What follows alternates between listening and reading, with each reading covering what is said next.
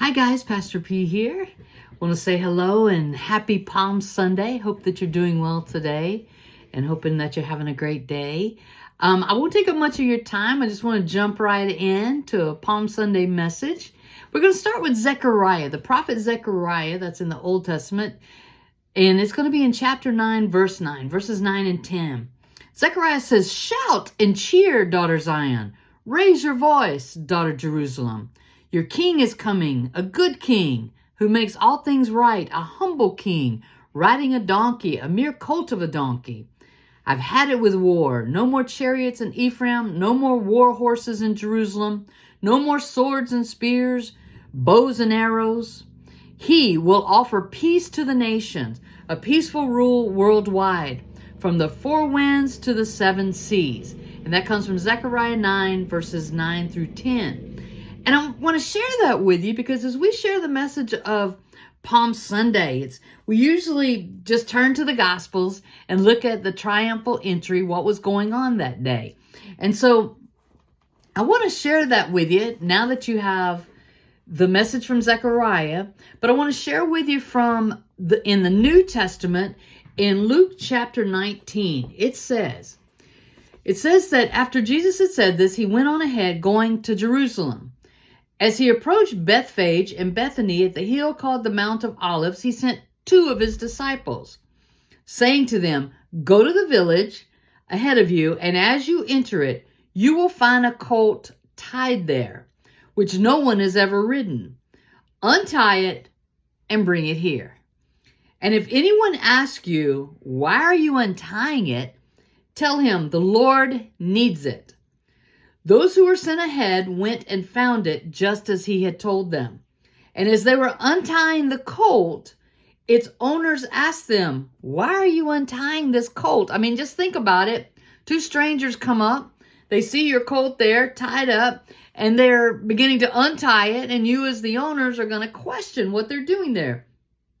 And they replied, "The Lord needs it." See, Jesus knew that they were going to inquire about it. They brought it to Jesus, threw their cloaks on the colt, and put Jesus on it. As he went along, people spread their cloaks on the road, and when he came near the place where the road goes down the Mount of Olives, the whole crowd of disciples began joyfully to praise God in loud voices for all the miracles that they had seen.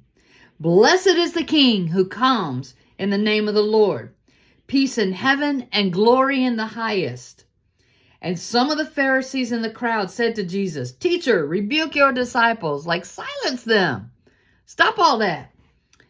And he said, "I tell you," he replied, "if they keep quiet, the stones will cry out." I'm here today to tell you that the stones will cry out. Nothing can stop praise. No way, no how. Even when others try to silence it, even when others try to temper it, even when others try to soften it, nothing can stop praise, because if they don't, if they keep quiet, the stones will cry out. May God add a blessing to the sharing and the reading of His scripture. Now, normally on Palm Sunday, we're focused on the palms. We're focused on the praise. We're focused on, here Jesus is the coming king. They're expecting a king to come in and just rule and just delegate and designate and all this stuff and free them from stuff by adding all these laws and all these rules and get it all together. Well, a king came and they wanted a king, but instead they got the king they needed. Not just what they wanted, they got what they needed. And instead of today focusing on the palms and the waving of the palms and laying the palms down so that he could cross over on their cloaks and pass over on the palms and just celebrate him as he made his ride in. The character in this story that I want to focus on today is not the people waving the palms.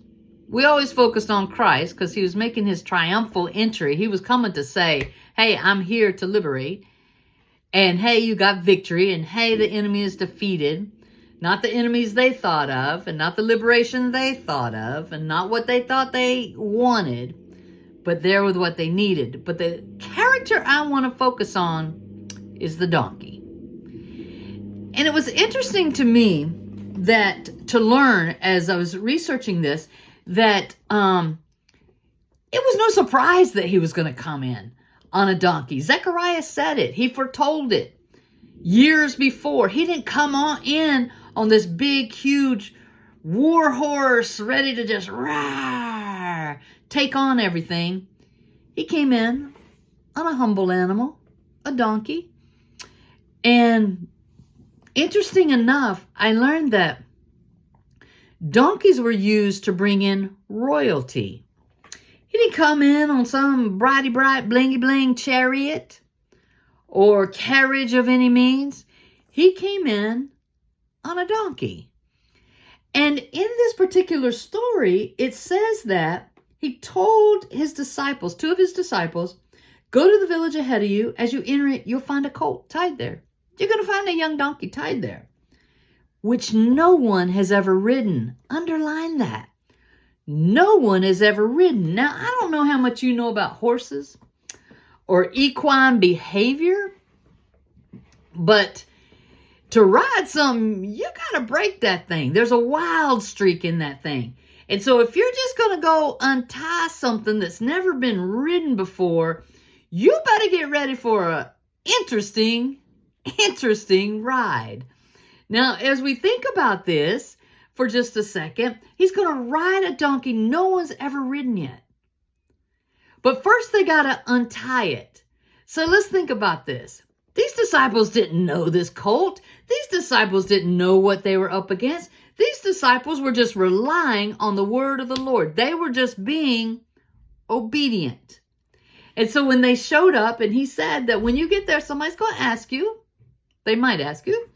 It says, if anyone asks you, why are you untying it? Tell them the Lord needs it. Well, sure enough, they went to where he told them to go. They found the colt just as he had said. And of course, the owners asked him, why are you untying this colt? And they said, the Lord needs it. The Lord needs it. Royalty needs it. And so, but the thing I want to bring out in this, not only the possibilities that this was a wild animal, but that had never been ridden, but let's just think about this. If he had been tied up, that means somebody cares for him. That means that there's great care given to him. And the very fact that they were able to untie him without any drama and bring him to the Lord for the Lord's use says a lot.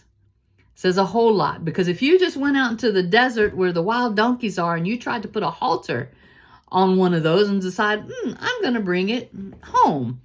Well, good luck with that, because you'll probably get kicked and knocked down, drugged down, or something with that, if you can remember to let go of the halter just so he can run from you. But not in this case. This donkey had a purpose. This donkey, this tied up donkey, had a purpose. And they went to retrieve that donkey so that the Lord could sit upon it as he made his entry into Jerusalem. Now, one thing I want to point out here and to try to link some things together. How we tie Christmas and Easter together. Both had a donkey present. You know, if you think about it, that Jesus was being transported by Mary in her womb, just waiting to arrive. Here's Jesus coming into Jerusalem at the beginning of Holy Week, waiting to arrive. Purpose, waiting to arrive. Purpose, waiting to be birthed. Purpose, waiting to be fulfilled. And so, as I share with you on this Palm Sunday about that, I want you to think about the donkey. I want you to think about the possibilities where it would take the donkey to fulfill this purpose. See, a lot of times we get the parts of us, our purpose, tied up with some stuff. It's tied up. It's tied to doubt or fear, or unbelief. It's tied to some financial woes. It's tied to relationship issues. It's tied to the past, or it's tied to worrying about what other people think, or it's tied to the things that we're uncertain about. It's tied to politics, or it's tied to a diagnosis, or it's tied to some legal agreement. And so we feel hindered in our purpose, you know, not being able to go forth and do what it is that we should do. But just like that donkey, because the Lord has said it, it's time to untie it. It's time to untie the things that we have that are keeping us from our purpose. Okay? The scriptures tell us that we're fearfully and wonderfully made. The scriptures tell us that we are the head and not the tail. The scriptures tell us that we are loved. The scriptures tell us that we are beloved. It's that God, that we can do all things through Christ who strengthens. The scriptures tell us over and over and over and over and over about the many things that God desires to do with us and for us. But yet we're tied. We're tied and held up because because of fear or whatever it is that keeps us from going and using ourselves for what the Lord has purposed us for. So I just want you to think about this on Palm Sunday.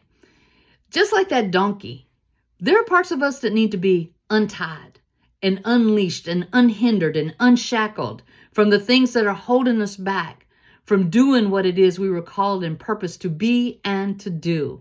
So I want to encourage you during this Holy Week that this be the week that you get liberated or delivered or healed, to be untied to those things, to untie yourself. Sometimes untying has to happen between our own ears and the way we think about things. So I challenge you this week during Holy Week to take a close look at that. Know today that you are greatly loved, and I encourage you to be separated from anything that's hindering you from being all that God created you to be and to do. I love you without measure. Have a wonderful week. We always look forward to hearing from you. Talk to you again soon. Bye now.